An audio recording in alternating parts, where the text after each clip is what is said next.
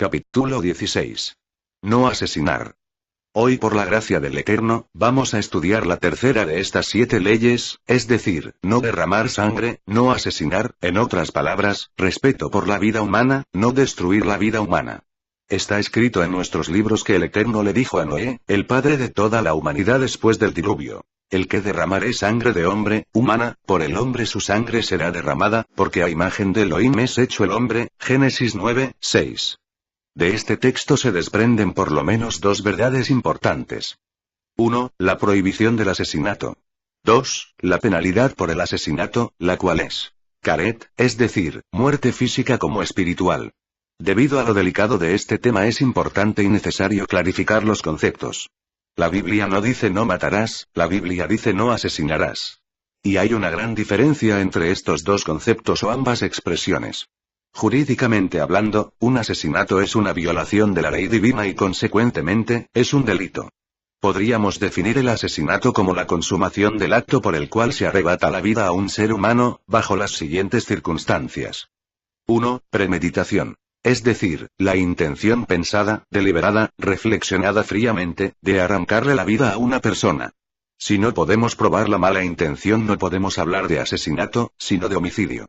Pero una vez que la intención ha sido probada, entonces estamos en presencia de la violación del mandamiento que dice: no asesinarás.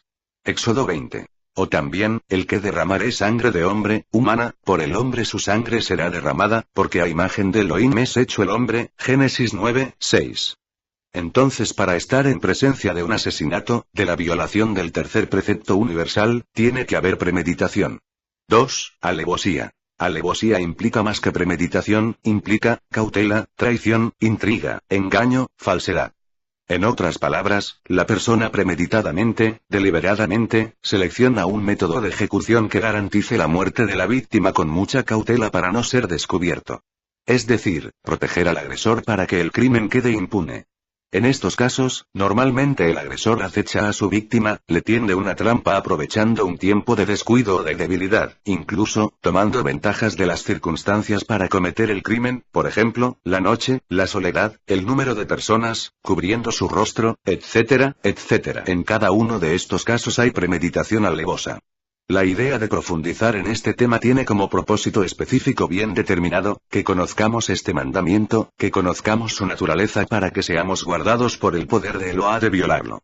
Porque tal violación causa un daño terrible y eterno para el alma de quien lo comete.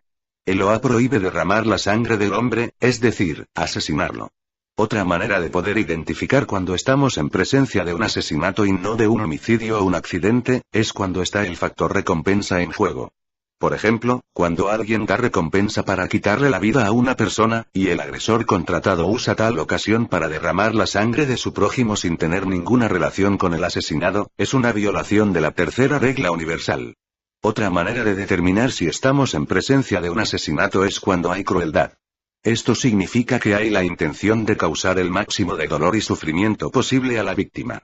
El agresor, premeditadamente concibe un método de sufrimiento atroz, sin piedad, para asegurar que la víctima sea humillada al máximo, y que sufra al máximo antes de morir. Otra manera de determinar si estamos en presencia de la violación de la tercera regla universal, es decir, no asesinar, es cuando estamos en presencia del bestialismo. En otras palabras, que aún después de causar la muerte de la víctima el agresor se ensaña contra su cadáver, profanándolo aún más, incluso, en casos extremos, violarlo sexualmente. Otra manera de determinar si estamos en presencia de la violación de la tercera regla universal, es cuando hay disimulo. Es decir, que se procura la muerte de un inocente por medio de venenos, medicamentos inapropiados, ya sea por medios orales o inyectados, incendios premeditados, accidentes de tránsitos preparados. Todos estos con la mira de destruir la vida. En este caso, el medio utilizado se disimula, se esconde, para que aparente un error o un accidente, cuando en verdad es una conspiración. Por supuesto, todo asesinato es un homicidio, pero todo homicidio no es un asesinato. Y lo que la Biblia prohíbe tanto para el judío como para el gentil es el asesinato. Ciertamente, el homicidio significa acabar con la vida de una persona, pero el asesinato demanda la presencia de premeditación, alevosía o todos lo visto anteriormente, para que sea catalogado como asesinato. En este caso, se habla de homicidio agravado, es decir, la violación de la tercera ley universal. Por lo tanto, cuando hablamos de asesinato estamos refiriéndonos a algo bien específico y bien definido en las Escrituras. Por supuesto, que en el evento que una persona por accidente quite la vida a su prójimo sin la intención de hacerlo, y probado que así fue, aunque es culpable, homicidio culposo, no se le imputa el cargo de asesinato ni se le trata como un delito. Para estos casos, el Eterno estableció un recurso extraordinario que en la Biblia se llama ciudades de refugio. Por ejemplo, en el libro de Números capítulo 35 del versículo 9 en adelante, se dice entre otras cosas: habló el Eterno a Moisés, diciendo: habla a los hijos de Israel, y diles: cuando hayan pasado al otro lado del Jordán a la tierra de Canaán, os señalaréis ciudades de refugio tendréis, donde huya el homicida que hiriere alguno de muerte sin intención.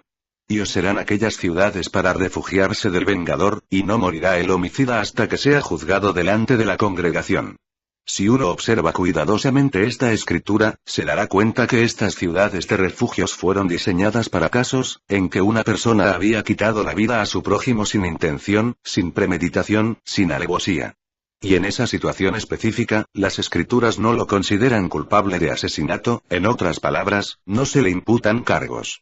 Ciertamente que se considera homicida, porque quitó la vida a una persona, pero no necesariamente es un asesino. La diferencia viene por la intención. Previamente estudiado el caso de las Escrituras, no hubo indicios que ubicaran a la persona homicida en la categoría de asesinato, o sea, no hubo premeditación, alevosía, recompensa, no hubo intención, crueldad, bestialismo, disimulo. Si el caso fuera diferente, tendríamos que sospechar que estamos en presencia de un asesinato y no de un homicidio. Estas ciudades de refugio fueron concebidas para evitar que los familiares de las víctimas se tomaran la justicia por sus propias manos, y ejecutaran a una persona no culpable de asesinato. Dice la Escritura: donde huya el homicida que hiriere alguno de muerte sin intención. Y os serán aquellas ciudades para refugiarse del vengador, y no morirá el homicida hasta que sea juzgado delante de la congregación. Y se dan entonces una serie de ejemplos específicos para que los jueces vean las diferencias. Ciertamente una cosa es homicidio y otro asesinato, y lo que la Biblia prohíbe tanto para el judío como para el gentil es el asesinato. Entienda esto, está prohibido derramar sangre humana, sangre inocente, es importante que nosotros entendamos esa diferencia. Pero en caso de asesinato comprobado, la penalidad es muerte del homicida, caret, muerte espiritual. No hay nada que pueda salvarle la vida a esa persona ni en este mundo ni en el mundo venidero. Dicho de otra manera, cuando estamos en presencia de un asesinato, la ley de Moisés, la ley de Eloá no tiene ninguna provisión, es decir, usted no va a encontrar en ninguna parte de la Biblia que diga: el que asesinara a otra persona, que traiga por el pecado que cometió una ofrenda tal o cual, o una oveja, un toro, etc. La Biblia dice: el que asesinare a una persona con intención le será quitada su vida. Al asesino no se le puede permitir vivir, la pena es muerte, es un pecado que no tiene provisión de redención en la ley de Moisés. Consecuentemente, es una de las transgresiones más terribles que existen y toda persona que cometa esta transgresión es reo de muerte. La única solución para perdonar ese pecado es arrepentirse delante de Eloá y apropiarse de los méritos del Mesías para su redención.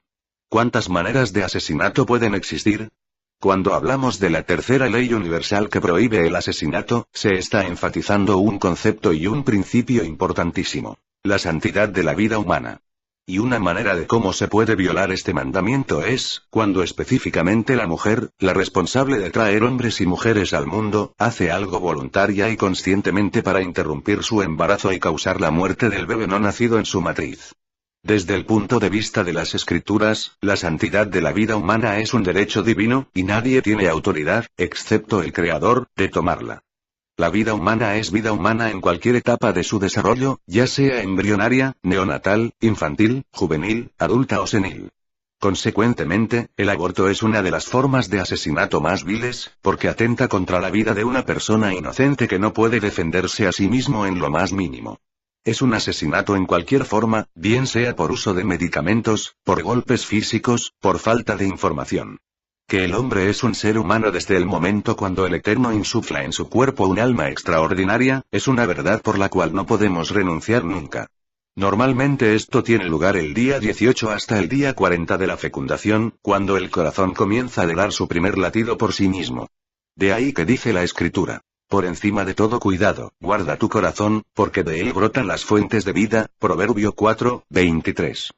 Al momento que el corazón da su primer latido, al momento que indica que el Eterno ha insuflado un alma en esa persona y consecuentemente, ya no es solo química o genética, es una persona. Por lo tanto, la santidad de la vida humana está relacionada con la bondad del Eterno. Por eso, destruir lo que el Eterno ha permitido o causado que venga a la existencia, es un terrible error. Pero tratándose de la vida misma, entonces dicho error se convierte en un delito de la peor clase. El que un ser se encuentre en una etapa embrionaria, no le resta para nada dignidad humana. Sea que veamos dicho ser o no, sea que dependa del cordón umbilical para su sobrevivencia, eso no lo hace una víscera más del cuerpo de la madre, eso no lo hace un miembro más del cuerpo de la madre, es simplemente una criatura independiente pero al mismo tiempo asistida por el cordón umbilical, pero vida humana al fin, que requiere respeto y tiene santidad. Sea que lo veamos o no, cuando estamos en presencia de un alma en un cuerpo, estamos ante una persona, y esa persona debe ser considerada sagrada y del más alto valor. En el judaísmo, nuestros sabios han usado una gran cantidad de recursos pedagógicos para ilustrarnos la grandeza de la vida humana en su estado embrionario, es decir, mientras se encuentra en la matriz de su madre en los primeros días de su concepción. Se afirma, por ejemplo, que desde antes del nacimiento el Eterno determina el sexo de la persona, sus días en la tierra, con quién se casará, con quién no se casará, en fin, todos los detalles y circunstancia de la vida de esa persona. Pero la única cosa que no está predeterminada es, si ese ser será una persona piadosa o una persona malvada. Esa es una decisión que cada uno de nosotros tiene que hacer. Y tal declaración están basadas, en las palabras del profeta Jeremías que afirma: así dice el Eterno. Que no se gloríe el sabio de su sabiduría, ni el poderoso de su poder, ni el rico de su riqueza. Si alguien ha de gloriarse, que se gloríe de conocerme y de comprender que yo soy el Eterno, que actúa en la tierra con amor, con derecho y justicia, pues eso es lo que a mí me agrada, afirma el Eterno, Jeremías 9:23. Por esta declaración, ninguna persona puede sentirse orgullosa de su fuerza, de su sabiduría, de su poder económico, porque en realidad todas esas cosas que obtuvieron por sus habilidades y capacidades fueron un regalo del cielo. Pues, si alguien ha de gloriarse, que se gloríe de conocerme y de comprender que yo soy el Eterno, que actúa en la tierra con amor, con derecho y justicia, pues eso es lo que a mí me agrada, afirma el Eterno. Pero hay un área de la vida humana donde el esfuerzo personal es premiado por el tribunal celestial, es decir, cuando alguien se propone a ser fiel a Eloá, cuando alguien se propone a estudiar las escrituras y obedecerlas en aquello que aplica a ellos, de la mejor forma y en las mejores circunstancias. Esfuérzate y sé valiente y no te apartes de este libro de mis instrucciones ni a la derecha ni a la izquierda, para que seas prosperado en todas las cosas que emprendas. Josué 1:6. Esto significa, que según el empeño que cada uno de nosotros ponga en cumplir la voluntad del Eterno, así serán sus logros personales y su recompensa celestial, tanto en esta vida como primicias, así como en el mundo por venir. Otra manera de asesinato es el genocidio, la Inquisición que sufrió nuestro pueblo judío, esto es una forma de asesinato. El nazismo es otra forma de asesinato, el genocidio por exilio obligado, el genocidio por silencio, es decir, callar o negar que un genocidio haya sido perpetrado. Todo esto mencionado es una forma de asesinato. Hoy día, hay un movimiento antisemita que tiene como intención demostrar que las masacres, persecuciones y abusos del que fue objeto nuestro pueblo judío, tanto en Alemania como en otros países ocupados por el nacionalsocialismo, nunca tuvieron lugar.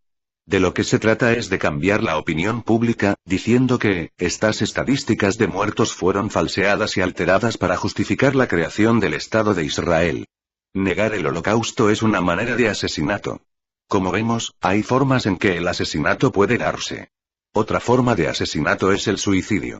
Por supuesto, cuando hablamos de suicidio tiene que existir la intención de la persona a acabar con su vida, no puede haber otra motivación que la muerte. Dice la Escritura: si alguno destruyera el templo, cuerpo, del Eterno, Eloá lo destruirá a él, 1 Corintios 3:17. Es decir, es imposible que una persona pueda entrar al reino de los cielos si destruye su vida, si se suicida. Luego seguimos con las leyes universales si el Eterno lo permite. Shalom a todos.